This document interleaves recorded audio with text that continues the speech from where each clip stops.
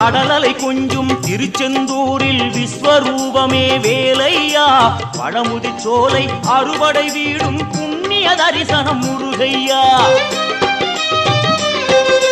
திருநீர் அணிந்து வரும் போது நெஞ்சில் நிம்மதி பிறக்குது கந்தையா. சுகனே சிவனார் மகனே உன்னை பாட பாட சுகமாகுதையா.